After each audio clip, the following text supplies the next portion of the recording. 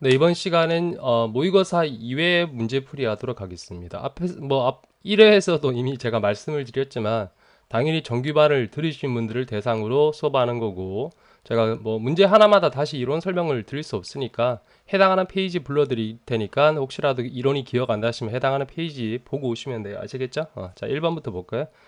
다음은 재무회계랑 관리회계를 비교한 거래요. 그래서 이건 어디서 했냐 하면 우리 정규 교재 19페이지에서 재무회계랑 관리회계 비교한 게 했거든요.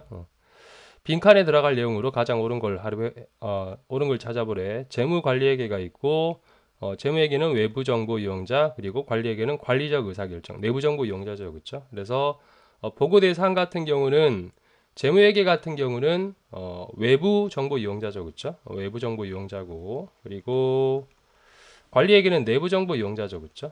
경영자 쉽게 얘기하면 그리고 보고 양식은 재무회계 재무제표 관리회계는 양식 없다고 했죠. 그렇죠? 특정한 양식이 없다라고 했죠. 그렇죠? 따라서 답은 1번 되겠죠. 그렇죠? 자, 그다음 2번 볼까요? 다음 중 일반 목적 재무 보고 그러니까 우리 재무회계 목적에 관한 설명으로 올바르지 않는 걸 찾으라 그러죠. 그렇죠? 자, 1번 일반 목적 재무 보고의 목적은 그러니까 재무회계 목적은 현재 및 잠재적 투자자 그리고 대여자, 기타 채권자, 기업의 자원을 제공하는 것에 대한 의사결정에 유용한 보고기업 재무 정보를 제공한 것이다. 그래서 이 사람들한테 유용한 정보를 제공하는 것이다. 맞는 얘기고 2번이 틀렸는데 굉장히 구석진 내용이거든요. 그러니까 이게 투자자, 대여자, 채권자한테 유용한 정보를 제공하는 게 목적인데 여기에 해당하지 않는 사람들도 일반 재무 보고에 그러니까 재무회계 주요 대상에 포함되느냐 이 사람들은 제외시키는 거야. 아셨죠? 그러니까 주로 투자자랑 대여자랑 채권자에 대한 거지 일반 대중들 그죠? 뭐 우리 뭐 일반 개인들 그러니까 투자 안 한 일반 개인들까지 주요 대상이 포함하진 않겠다. 아셨죠? 그래서 굉장히 좀 구석진데 2번이 틀렸고 3번 4번을 읽어보시면 또 다 좋은 얘기예요. 아셨죠? 제가 보기를 한 개 다 읽어드릴 수 없으니까 미리 풀어보셨죠? 한번 풀어보시고 수업 들으시면 돼요. 자, 그 다음 3번 보도록 하겠습니다. 자, 다음 중 재무제표를 통해 제공되는 정보가 이용자한테 유용하기 위해서 근무정의를 우리 질적 특성 있죠? 어디서 했냐 하면 35페이지부터 했었어요. 여기 뭐가 있었어요? 목적 적합성하고 그리고 표현의 충실성이 있었죠. 그렇죠? 그리고 이 목적 적합성의 하부 속성으로 예측 가치, 확인 가치, 중요성이 있었고 그리고 우리 보강적 질적 특성으로 비교 가능성, 검증 가능성, 비검, 적시성, 이해 가능성 이렇게 있었죠. 그죠? 기억 안 나시면 이 페이지 보고 오세요. 그래서 근본적 질적 특성, 목적 적합성, 표현의 충실성에 해당하는 게 뭐예요? 1번이죠. 그죠? 이 세 가지가 이제 목적 적합성이고 그리고 충실한 표현이 또 하나죠. 그죠? 답은 1번 되겠죠. 그죠? 자, 그다음 문제 보도록 하겠습니다. 자, 4번은 포괄손익 계산서에 관한 설명으로 올바르지 않는 걸 찾아라 그러죠. 그렇죠? 좀 내릴게요. 그래서 이거 보고 계시는 요게 이제 우리가 알고 있는 일반적인 뭐 매출원가부터 매출총이익, 영업이익을 나타낸 손익계산서고 좀 내려가 볼까요? 자, 이걸 우리가 뭐라고 불렀어요? 우리가 알고 있는 이런 손익계산서를 기능별 손익계산서라고 불렀죠. 그렇죠? 하나 더 있죠. 성격별도 있는데 성격별은 좀 특이한 케이스고 기능별이었죠. 그렇죠? 그리고 1번 보시면 포괄손익 계산서의 비용을 기능별로 분류할 경우 성격별을 추가적으로 주석에 공시한다고 배웠죠. 그렇죠? 그래서 반대로 나오면 틀려요. 그래서 성격별로 분류할 경우 기능별로 주석 공시한다 틀렸고 이게 맞는 얘기고 지금 틀린 걸 찾으라고 했죠. 잠깐만요. 잠깐만 가면 올바르지 않는 걸 찾으라고 했으니까 1번 맞는 얘기고 그리고 2번 금융원가 우리 최소한 포함해야 될 항목 중에 금융원가 포함되죠. 그렇죠? 포함되고 참고로 요 기능별 요거는 교재 65페이지 참고하시면 돼요. 그리고 기타 포괄손익은 우리가 손익거래 결과에도 불구하고 당기손익에 포함되지 않는 항목들 주로 장기 미실현이익 그죠? 뭐 유형자산 재평가 인여금 같은 거 그리고 4번이 틀렸죠. 그죠? 이런 기능 성격별이 아니라 우리가 알고 있는 요 손익계산서는 기능별로 표시하는 거죠. 그죠? 그래서 답은 4번이 되고 자, 그 다음 5번 특수관계자 공시는 제가 교재 84페이지에서 설명드렸고 두 개만 기억하라고 했죠. 너무 양이 많아서 왜 이렇게 많아서 우리 특수관계자에는 개인도 포함되고 그리고 지배 종속기업 간의 관계는 거래 유무 없이 거래하지 않더라도 공시하라고 했잖아. 그죠? 이 두 가지만 좀 기억하라고 말씀드렸죠. 그죠? 옳은 걸 찾으래요. 그래서 1번은 뭐 읽어보시면 맞는 얘기입니다. 맞는 얘기고 이거 뭐 제가 설명드리지 않았던 내용이라서 2번 1번 틀렸어요. 아셨죠? 최상위 지배자와 지금 옳은 걸 찾으라고 했으니까 지배기업이 다른 경우에는 최상위 지배자의 명칭을 공시하게 돼 있고 그리고 2번 주요 경영진에 대한 보상에 우리 종업원급여 할 때 단기 종업원급여 뭐 그 장기 종업원급여 그리고 퇴직급여 이런 거 배웠잖아. 그쵸? 그거 다 포함하는 건데 요것만 포함한다고 했으니까 틀렸고 그리고 3번이 맞죠. 제가 여기 했잖아. 그쵸? 개인도 포함합니다. 그래서 보고기업에 유의적인 영향력을 행사할 수 있는 개인은 보고기업과 특수관계자이다. 아셨죠? 예를 들어서 뭐 우리 기아자동차가 있고 그 현대자동차 정몽구 회장 개인이잖아. 그죠? 근데 그 정몽구 회장이 한마디 하면 기아차 같이 움직이니까 특수관계자 해당하죠. 그죠? 그리고 4번도 틀렸죠. 그리고 지배기업의 보고서에는 지배기업과 거래가 있는 종속기업만 공시하는 게 아니라 거래가 없더라도 지배 종속 관계는 공시하셔야 돼요. 아셨죠? 그래서 3번 틀렸고 자, 그다음 6번 보도록 하겠습니다. 자, 그다음 6번 우리 재고 자산의 저가평가하는 거네요. 단일 제품을 생산하는 3일은 제품 생산에 투입될 취득원가 10만원 원재료랑 제조원가 20의 제품 재고를 보유하고 있다. 그러니까 원재료가 지금 원가가 10만원이고 그리고 제품 같은 경우는 원가가 20이죠. 얘랑 이제 순실현 가능 가치랑 비교하는데 원재료 같은 경우는 이제 그 순실현 가치 개념이 아니라 지금 다시 산다면 현행 대처원가가 시가가 되겠죠. 그쵸? 9만원하고 비교하시면 9만원 떨어졌잖아. 그러면 만원만큼 평가 손실입니까? 라고 했을 때 문제는 원재료는 결국에 나중에 제품이 되잖아. 그렇죠? 나중에 팔려나가겠죠. 그래서 제품은 순실현 가치가 23만원이래. 얘는 멀쩡하죠. 그렇죠? 따라서 이런 경우라면 나중에 제품이 원가 이상으로 팔리는 경우라면 원재료 같은 경우에도 만원만큼 평가 손실을 잡는 것이냐 평가 손실 안 잡는다고 했죠. 그렇죠? 따라서 원재료도 0이에요. 아셨죠? 제품은 멀쩡하니까 0이고 평가 손실이 0이고 따라서 답은 1번입니다. 아셨죠? 그래서 이걸 어디서 했냐 하면 교재 잠깐만 보고 올게요.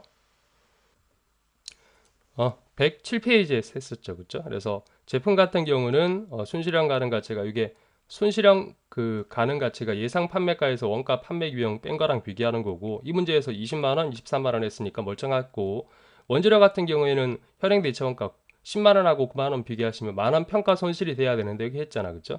완성될 제품이 원가 이상으로 판매되는 경우는 감액하지 않는다. 평가 손실이 없다라고 했잖아. 그쵸? 그래서 제품인 정상적으로 20만원짜리가 23만원이 팔려나가니까 원재료도 평가 손실을 안 잡는 거죠. 그쵸? 이거 기억나시죠? 107페이지에 했던 거. 자, 그 다음 문제 보도록 하겠습니다. 자, 그 다음 7번 볼게요. 3일은 선입선출법에 따라서 재고를 평가하고 있고 다음 자료를 토대로 기말 재고 금액 측정하래. 그죠? 그래서 일단 보시면 지금 남아있는 게 1700개 남아있죠. 그죠? 1700개. 그럼 이 1700개는 먼저 사온 거 먼저 나가니까 뒤에 사온 게 남아있겠죠. 그죠? 그래서 여기서 지금 요 1500개는 여기서 지금 남아있는 거잖아. 그죠? 그래서 개당 14,500원짜리랑 추가적으로 나머지 200개는 어디서 남아있겠어요? 나머지 200개는 여기서 남아있겠죠. 그죠? 이건 시용 판매한 거니까. 그죠? 그래서 14,000원짜리가 남아있는 거죠. 그쵸? 근데 하나 더 있어요.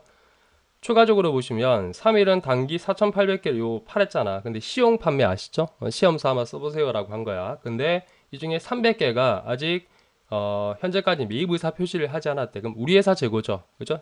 따라서 추가적으로 300개 재고도 포함해야 되겠죠. 그쵸? 1700개, 창고에 1700개에다가 얘도 포함해서 얘도 요 14,000원짜리가 남아있는 거죠. 그쵸? 따라서 개당 14,000원 이렇게 해서 기말재고 계산 가능하시겠죠? 계산하시면 금액이 아마 2,875만원 나올 겁니다. 잠깐만요. 제가 계산기로 한번 계산해 볼게요.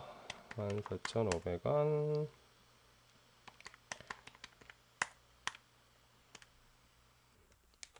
2,875만원 맞죠? 간혹가다 그 교재 해답이 잘못되는 경우가 있어서 제가 확인해 봤고 자, 그 다음 문제 보도록 하겠습니다.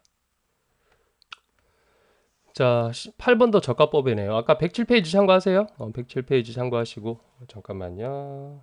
참고하시면 되고 재고의 평가랑 관련된 설명으로 올바르지 않는 걸 찾으래요. 재고는 원가랑 순실현 가능 가치 중에 낮은 금액으로 측정한다. 이게 저가법의 뜻이잖아. 그쵸? 그리고 2번 상품 제품은 순실현 가능 가액은 예상 판매가에서 추가 예상 원가, 기타 판매 비용을 차감한 금액으로 측정하죠. 맞고. 자, 원재료는 이제 현행 대체 원가랑 평가하는 비교하는데 현행 대체 원가가 장부 금액보다 낮게 원가보다 낮게 추정되면 예외 없이 평가 손실 발생하는 게 아니라고 했죠. 아까 했잖아. 나중에 제품이 원가 이상으로 판매되는 경우라면 평가 손실을 인식하지 않는다고 했죠. 그쵸? 그래서 3번이 틀렸고. 아셨죠? 그리고 4번은 그냥 참고로 보시면 돼요. 재고 판매가 계약에 의해서 확정되는 경우는 순실현 가능 가액은 그 계약 가격이 기초한다. 예를 들어서 어떤 재고를, 어떤 제품을 얼마에 팔기로 계약 맺었다면 그 계약 가격이 순실현 가능 가액이라는 얘기 아셨죠? 자, 그 다음 문제 보도록 하겠습니다. 자, 그 다음 정부 보조금인데 정부 보조금은 잠깐만요.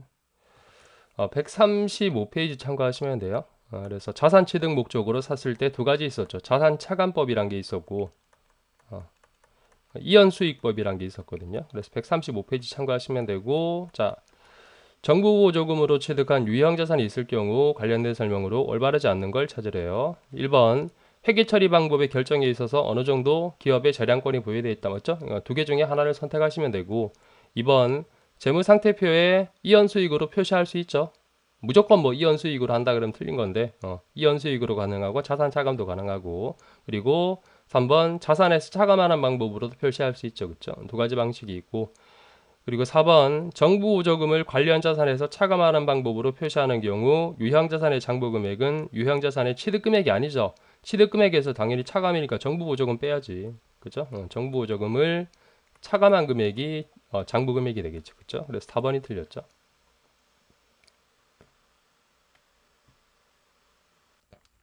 자, 그 다음 10번 볼까요? 통실업을 영위하고 있는 3일이 X1년도 7월 1일 날 5억 원의 취득을 한 1월 7월 1일 날 5억에 취득한 해서 사용해 오던 건물을 내용요소 10년이고 정액법 잔정가치 0이고 이걸 2005년 4월 1일 날 3억에 팔았을 때 처분이익 이제 물어보는 건데 이게 이제 어떻게 하셔야 되냐면 일단 처분 금액은 알잖아. 3억이라고. 그죠? 3억이라고 알고 있는데 요거랑 뭐랑 비교하느냐? 요 처분 시점까지 장부 금액이랑 비교하면 우리가 이제 처분 이익인지 처분 손실인지 알 수 있겠죠. 그렇죠? 근데 이 장부의 금액을 어떻게 계산하시냐 보세요. 지금 내용 월수로 할게요. 아셨죠? 내용료 10년이니까 120개월이죠. 그렇죠? 120개월인데 지금 몇 개월을 썼냐 하면 보세요. 2000X1년 7월 1일부터 2005X5년 4월 1일까지니까 2, 3, 4, 5 4년 채웠다면 48개월이잖아. 그쵸? 근데 4월 달에 팔았으니까 4월, 5월, 6월 3개월은 빼야 되겠죠. 그러니까 48개월에서 3개월 빼시면 45개월 쓰고 팔았거든요. 이해하셨나요? 그럼 보세요. 남은 기간이 지금 몇 개월이에요? 총 120개월 중에 45개월 쓰고 팔았으니까 남아있는 기간은 75개월이잖아. 그쵸? 그럼 보세요. 장부 금액은 감가 생각 안 한 금액이잖아. 따라서 이렇게 생각하시면 돼요. 5억 중에 5억이 총 120개월간 상각할 금액인데 이해하시겠죠? 근데 45개월 하시면 이미 상각한 금액이고 요거고 75개월 하시면 아직 상각 안 한 금액이잖아. 그게 장부 금액이잖아. 그죠? 문제 더 티하죠. 그래서 75개월 하시면 요게 상각 안 한 금액이죠. 요게 장부 금액이잖아. 그죠? 계산하시면 요게 3억 1250만 원 나오실 겁니다. 자, 계산기로 잠깐만 제가 계산할게요. 이해하시겠죠? 장부 금액은 상각 안 한 금액이니까 앞은 남아있는 기간을 곱하시면 되겠죠. 그쵸? 맞죠? 그러면 3억 1250인데 3억에 팔았으니까 처분 이익, 처분 손실. 처분 손실이죠. 그쵸? 그래서 유형 자산 처분 손실이 1250만 원 돼야 되겠죠. 그쵸? 다시 한번 보시겠어요?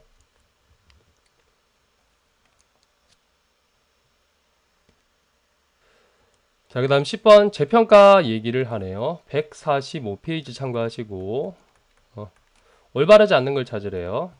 재평가 빈도는 공정가치, 그러니까 재평가 우리가 주기적으로 한다고 했잖아. 그죠? 꼭 매년 말에 할 필요 없다고 했죠. 그죠? 그 얘기 쓴 거고 2번 장부 금액이 재평가로 인해서 증가된 경우 원칙적으로 그 증가액은 단기 손익입니까? 아니죠. 기타 보갈 손익이죠.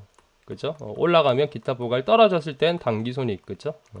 그래서 답은 2번 틀렸고 3번 맞는 얘기죠. 감소했다면 원칙적으로 단기 손익, 재평가 손실이고, 그리고 특정 유형 자산을 재평가할 때 동일 분류 동시 재평가했죠. 그죠? 토지가 A, B가 있는데 A만 하면 안 되고 A를 하면 B도 동시에 해라. 그죠? 그 얘기 다 했었죠, 제가. 그래서 답은 2번이 되겠죠. 자, 그 다음 12번 우리 연구개발, 그죠? 연구 단계는 다 비용, 개발 단계에서는 자산 인식 요건을 충족할 때만 자산이라고요. 얘는 자산이죠, 그죠? 자산이고 나머지도 비용이죠, 그죠? 자, 3일 엔진 개발과 관련해서 X년도 6월 30일까지 발생한 지출에 대한 내역이고 7월 1일부터 사용 가능할 것으로 예측된 경우 X년도 무형자산 상각비 포함해서 그러니까 이 자산은 영원히 자산이 아니잖아. 상각해야죠, 그죠? 인식할 총 비용 물어봤어요. 개발비는 요거 10년 상각하고 정액법 상각하기 때. 그럼 연구 단계는 따질 필요 없죠. 다 비용이죠. 그죠? 너 비용, 너 비용. 그리고 개발 단계에서 자산 인식 요건 만족하지 못한 것도 비용이죠. 그죠? 요 세 가지는 다 비용이고 요 4천은 자산이 돼. 상각해야지. 그죠? 그래서 4천만 원 나누기 10년 하시고 사용 가능 시점이 7월 1일부터니까 7월부터 6월 12월 달까지 12번에 6 하셔야 되겠죠. 그쵸? 이렇게 해서 얼마가 나오겠죠? 그래서 얼마인가요? 400만 원, 200만 원 나오겠네. 그쵸? 그러면 다 더하시면 되겠지. 3,000, 3,700, 3,900만 원 되겠죠. 그쵸? 따라서 답은 3번 되겠죠.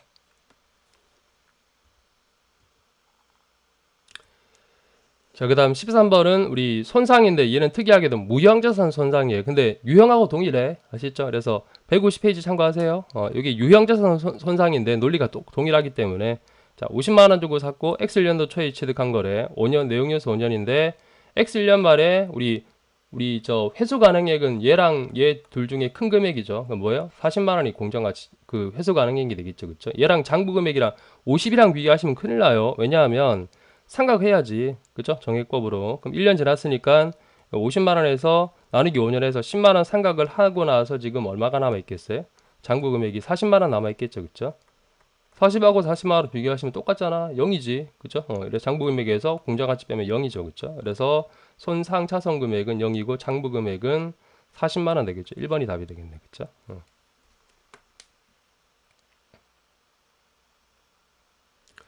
자, 그 다음 14번은 투자 부동산입니까? 아닙니까? 판단하는 건데, 교재 198페이지 참고하시면 되고, 그래서 제가 투자 부동산인 케이스, 아닌 케이스 설명드렸고, 해당하는 걸 고르래. 투자 부동산인 케이스. 그래서 기획. 영업 과정에서 판매하기 위한 거래. 재고죠. 재고고. 그 다음, 사용하는 거니까 유형이죠. 그렇죠? 그 다음, 디귿. 미래 투자부동산으로 사용하기 위해서 지금 건설 개발 중이래. 이건 당연히 투자부동산이지. 그죠? 그리고 리스 제공자가 운영 리스로 제공하는 거 투자부동산인 반면에 금융 리스는 아예 제가 아무것도 아니라고 했잖아. 내게 아니라고 했잖아. 기억나시죠? 그래서 디귿과 리을 두 가지가 투자부동산에 해당하겠죠. 그쵸? 자, 그 다음 15번 금융상품의 정의를 쓴 거예요. 어디서 했냐면 217페이지에서 했죠. 그쵸? 제가 금융상품이란 게 계약에 따라서 돈이 오고 가면 다 금융상품입니다. 받는 사람은 금융자산, 줄 사람은 금융부채 또는 지분상품이라고 했잖아. 그쵸? 그렇게 정의하시면 되고 틀린 걸 찾으래요. 올바르지 않는 걸. 그래서 기억이 이제 1번이 금융상품의 뜻이죠. 그쵸? 그래서 우리 금융상품이라 그러면 꼭 정기 예적금만 생각하시는데 그렇지 않고 계약에 따라서 우리 돈이 오고 가는 것도 다 포괄하는 개념이다라고 했고 2번도 이제 금융상품의 정의예요. 그래서 IFRS는 보유자에게 받는 사람은 금융자산, 동시에 상대방은 주는 사람은 금융부채나 지분상품, 자본이라고 했죠. 그렇죠? 발생시키는 모든 계약을 금융상품으로 정의하고 있고 3번 매입채무 미지급금도 금융상품에 해당하잖아. 그렇죠? 이런 계약에 따라서 얘네들은 저 돈이 나가는 거니까 당연히 금융상품에 금융부채죠. 정확하게. 금융상품 중에 주는 사람이니까 금융부채 맞죠. 그렇죠? 그래서 기억이고 4번도 마찬가지야. 그죠? 현금성 자산, 지분 채무 상품도 금융자산에 해당한다고 했죠. 그죠? 그래서 아마 이 페이지 보시면 금융자산 아닌 케이스가 실물자산, 유형, 무형자산 이런 거. 그죠? 그리고 우리 계약에 따라 주는 게 아니라 뭐 법인세 같은 거. 그죠? 이런 거 계약에 따라 주는 게 아니기 때문에 금융자산이 금융이 아니라고 했잖아. 그죠? 그래서 참고하시고 그 다음 문제 보도록 하겠습니다. 자, 그 다음에 16번 볼까요? 3일은 X1년도 1월 1일 날 다음과 같은 조건의 삼각 원가 측정 금융자산 취득했고 공정가치로 취득했대요. 3일의 재무상태표상의 삼각후원가 측정 금융자산의 X 1년 말 장부 금액을 물어봤죠. 그렇죠? 그래서 보시면 이 만기가 2년밖에 안 되니까 이걸 1월 1일자 공정가치 현저가치 평가에서 뭐 또 곱하기 1년 나갈 필요 없어요. 그럴 필요 없고 지금 2년밖에 안 되잖아. 그렇죠? 그럼 여기 X1, X2년인데 요 시점의 장부 금액은 X2년 말에 나갈 돈의 현저가치가 되겠죠. X1년 말에 얼마 나가요? 원금 10만 원하고 얼마 받아요? 받는 사람이니까 10만 원에 액면이자 10% 만 원 받겠죠. 요 시점 현재 기준으로 그렇죠? 그러면 11만 원을 현저가치 평가하면 되겠지. 이게 장부 금액이 되겠지. 1년, 2년. 1년 현각에서 때리셔야죠. 1년 남았잖아요. 지금 1년 지난 시점, 요 시점을 물어보는 거니까. 그렇죠? 그래서 11만 원에 곱하기 0.89285를 때리시면 돈이 나오겠죠. 그렇죠? 그래서 이 금액이 아마 계산해 보시면 981214 나올 겁니다. 잠깐만요. 이게 해답이 잘못된 경우가 많아서 제가 꼼꼼하게 확인을 하거든요. 11만 원 곱하기 0.89285 맞죠? 그래서 뭐 원칙은 X 1년 기준으로 해서 원래 요 시점의 현재 가치를 계산해서 곱하기 밀고 나가는 건데 그렇게 할 필요 없고 지금 만기가 2년밖에 안 되니까 간단하게 뭐 이렇게 하셔도 돼요. 아셨죠? X 1년 말 현재 가치 구해서 1년 곱하여서 나가셔도 되는데 그냥 1년 지난 시점이니까 1년 후에 X 2년 말에 11만 원의 현재 가치를 한 겁니다. 아시겠죠? 자, 그 다음 17번 보도록 하겠습니다.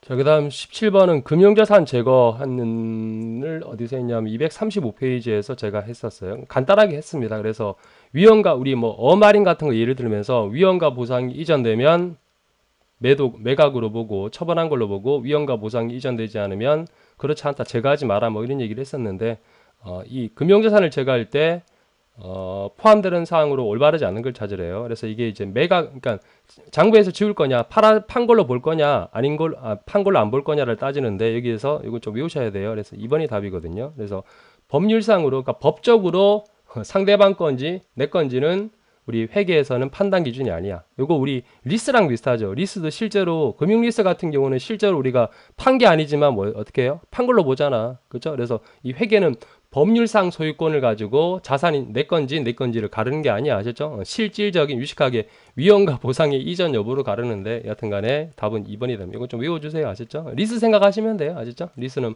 법적으로 내 게 아니더라도 내 걸로 올릴 수 있잖아. 그렇죠? 그래서 회계는 법률상의 소유권이 그렇게 중요한 건 아니다. 그렇게 기억하시면 돼요. 아시겠죠? 자, 그 다음은 18번 보도록 하겠습니다. 자, 그 다음 18번 볼까요? 사채 상환은 그 이익 구하는 건데 아마 제가 이거 수업 시간에 푼 것 같기도 하고. 자, 볼게요. 일단 X1년도 4월 1일 날입니다. 사채 액면 금액 10만원, 100만원, 표시이자 10%, 그러니까 액면 이자가 10만원이죠. 그쵸? 이자 제급일은 3월 31일이고 만기 3년에 951980에 발행했대요. 그러니까 처음 X1년도 4월 1일 시점에 951980에 발행을 했고 3일은 동사채를 딱 1년 있다가 847180에 상환을 했대. 이로 인한 사채 상환 손익이 얼마인지 물어봤죠. 그쵸? 시장이자 12% 이렇게 되겠죠. 딱 1년 지났으니까 X2년도 3월 31일 시점에 장부 금액을 먼저 구하셔야 되겠죠. 그쵸? 이 장부 금액하고 지금 상환 금액이 얼마예요? 847180하고 비교하시면 되겠죠. 이거 했죠? 그러면 951980의 이 장부 금액 얼마예요? 이거 어떻게 구하시면 돼? 951980에 1. 얼마? 12%니까 1.12 하시고 액면이자 10만원 빼면 된다고 했잖아. 기억나시죠? 이거 장부금액 구하는 거 구해보시면 요 시점에 장부금액이 966218 나올 거야. 966218 그쵸? 그러면 장부금액은 줄어드는 부채는 96만 얼마인데 나는 84만 얼마밖에 안 갚았으니까 이게 손실이야. 이익이죠. 그쵸? 줄어드는 부채보다 적게 갚았잖아. 이 차이 나는 금액이 얼마를 계산 가능하시겠죠? 계산하시면 사채 상환이익이 1번 나올 거야. 요거 푼 것 같기도 하고. 요거 이거 뭐지라고 하시면 안 되죠, 그죠? 그죠? 장부 금액 빨리 구하는 거 제가 했었잖아. 그죠? 자, 다시 보시고. 자, 그 다음은 19번 바로 이어서 할게요. 지우고 19번 간단하니까 19번은 이런 문제만 나오면 참 좋겠죠, 그죠? 19번 사채 보유자의 희망에 따라서 주식으로 전환할 수 있는 권리가 내재되어 있는 사채 뭐예요? 전환 사채죠. 그렇죠? 이번 연구처 모르겠어. 신주 인수권물 사채는 했잖아. 그렇죠? 회사채는 그냥 일반적인 회사가 발행한 채권 얘기하는 거고. 자, 그 다음 문제 보도록 하겠습니다. 자, 그다음 20번은 뭐 제품 보증 총당 부채인데 금액 계산하는 건데 뭐 일종의 수학 문제예요. 아셨죠? 3일은 제조상의 결함이나 하자에 대해서 1년간 제품 보증을 시행하고 있고 X1년도 7월 1일 판매된 500만 원 제품에서 중요하지 않은 결함이 발견된다면 5만 원의 수리 비용이 발생하고 이걸 1번이라 A라 할까요? A라 하고 치명적인 결함이 발생하면 30만 원의 수리 비용이 발생할 것으로 예상한다. 이걸 B라고 할게요. 자, X1년도 7월 1일 매출액 500만 원에 대해서 80%는 하자가 없을 거니까 제품 그 보증 비용이 발생 안 할 거죠. 그렇죠? 얘는 그냥 무시하고 근데 15%는 중요하지 않은 결함이 발생할 것으로 예상하고 요거 A죠. A라고 쓸게요. 요 중요하지 않은 그 결함이 발생하면 5만 원 수학의 문제입니다. 그래서 5만 원 수리 비용 발생하는데 여기 확률이 15%니까 15% 때리시면 되고 그다음 치명적인 5%는 치명적인 결함이 발생할 것으로 예상한다. 그럼 치명적인 결함이 발생하면 30만 원 수리 비용 발생하는데 확률이 5%래요. 이렇게 때리시면 되겠죠, 그렇죠? 요 각각 곱한 금액이 충당 부채 금액이 됩니다, 아셨죠? 뭐 회계 문제 아니에요, 수학 문제야. 그래서 계산해 보시면 아마 22,500원 나올 거예요, 아셨죠? 이거 계산해 보시면 자, 그다음 문제 또 보도록 하겠습니다. 20번까지 하고 잠깐 끊었다가 21번부터 하도록 할게요.